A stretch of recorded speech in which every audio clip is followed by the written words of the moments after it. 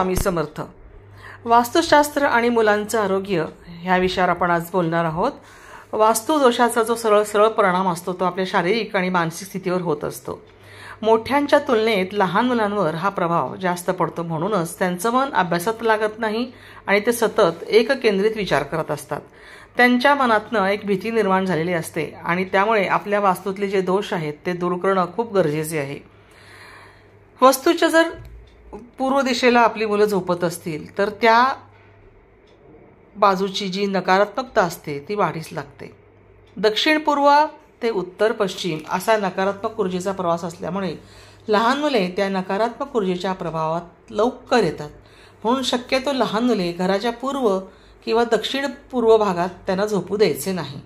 आणि त्यामुळेच वास्तूच्या पूर्व दिशेला आपली मुलं झोपत असतील तर त्याची काळजी घ्यायला हवी आपल्याला. आपल्या वास्तूचा जो ईशान्य कोपरा असतो हा नेहमी स्वच्छ असणे खूप गरजेचे आहे.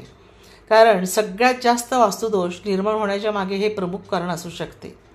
जर या दिशेला बाथरूम असेल तर मग आपल्या शारीरिक आणि मानसिक आरोग्यावर ह्याचा सरळ प्रभाव पडतो आणि आपल्या घरात धन टिकत नाहीत. लहान मुले या प्रभावात लवकर येतात आणि म्हणून नेहमी आपल्या वास्तूचा उत्तर पूर्व ईशान्य भाग हा स्वच्छ ठेवावा. कारण ईशान्य ही दिशा देवाची, म्हणजे देव त्या दिशेला आपण देवाचं मंदिर किंवा देव त्या दिशेला आपण ठेवत असतो.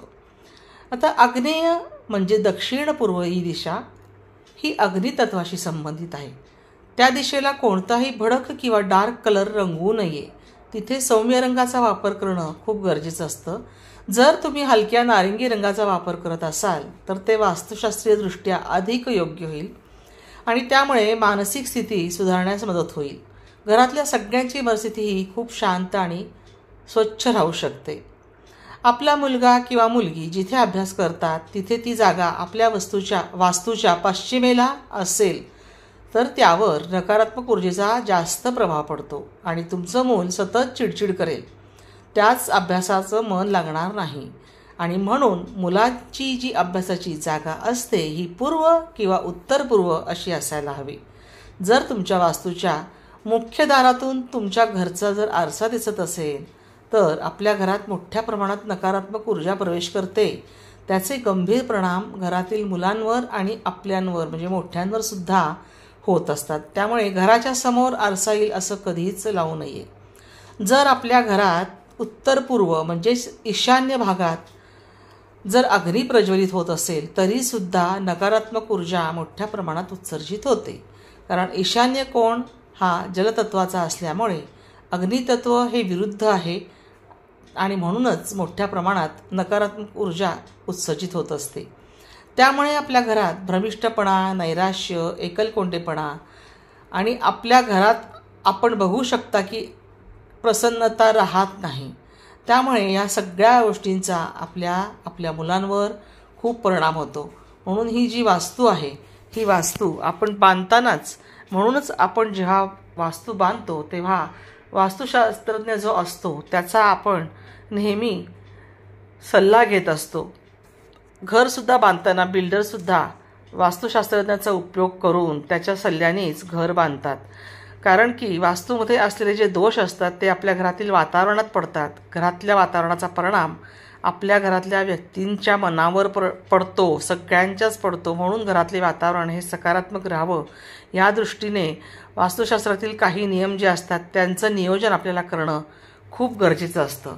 त्याचप्रमाणे ज्या घरात लहान मुलं असतात त्यांचं अभ्यासावर लक्ष जर केंद्रित होत नसेल किंवा ती मुलं कमी बोलत असतील किंवा ती हताश राहत असतील, डिप्रेशनमध्ये जात असतील, अंधाराला घाबरत असतील तर ते सुद्धा आपल्याला नक्कीच वास्तुशास्त्रांप्रमाणे नियोजन झाले की नाही हे पाहण्यासाठी त्याचा नक्कीच उपयोग होतो.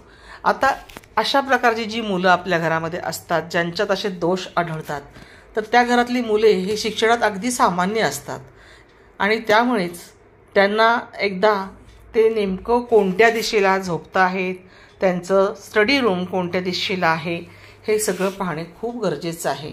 आणि म्हणूनच ही मुलं जेव्हा झोपतात त्यांची दिशा पूर्व किंवा दक्षिण पूर्व अशी आहे का हे बघणं गरजेचं आहे. किंवा ज्या दिशेला आपल्या म्हणजे पूर्व आणि उत्तर या दिशेला पायऱ्या किंवा स्वच्छतागृह आहे का हेही लक्ष दिलं पाहिजे. त्याचप्रमाणे आपल्या वास्तूमध्ये आग्नेय दिशा म्हणजेच दक्षिण पूर्व दिशा, इथे डार्क कलर नाही आहे ना, म्हणजे डार्क म्हणजे काळा किंवा निळा अशा रंगाचे कलर तर अजिबातच नकोत. त्याचप्रमाणे मुलं अभ्यास करतात ती जागासुद्धा पश्चिम दिशेला आहे का हे बघणं खूप गरजेचं आहे. आणि तसेच आपल्या घराच्या ईशान्य दिशेला स्वयंपाकघर किंवा चूल नाही ना, ह्या गोष्टी लक्ष देऊन पाहिल्या पाहिजेत. आपल्या घराच्या मुख्य दरवाजापासून म्हणजे आपल्या दरवाजाच्या ठिकाणी जर आरसा लावला असेल तर आरशामधून कुठलीही गोष्ट पटकन परावर्तित होते.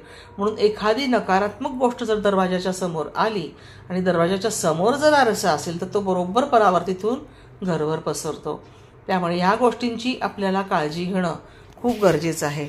म्हणून वास्तू बनवताना किंवा वास्तू बांधताना नेहमी किंवा तुम्ही घर जरी घ्यायला गेलात तरी बऱ्याच ठिकाणी मला असं दिसतं की घरही आपण घ्यायला गेलो तरी लोकांना जर ते वास्तूप्रमाणे नसेल असं दिसलं तर ते त्या घेतलेल्या घराची पुन्हा स्थिती बदलून त्या त्या दिशेला वास्तुशास्त्राप्रमाणे नियोजन करून ते घर बनवतात, ज्यामुळे त्यांच्या घरामध्ये सतत सकारात्मक ऊर्जा राहते. तर भक्तो, अशी ही वास्तुशास्त्राची गोष्ट आहे जी आपण सगळ्यांनी लक्षात ठेवायला हवी आणि त्याप्रमाणेच आपल्या घराचं नसेल नियोजन झालेलं तर ते आपल्याला करता येईल.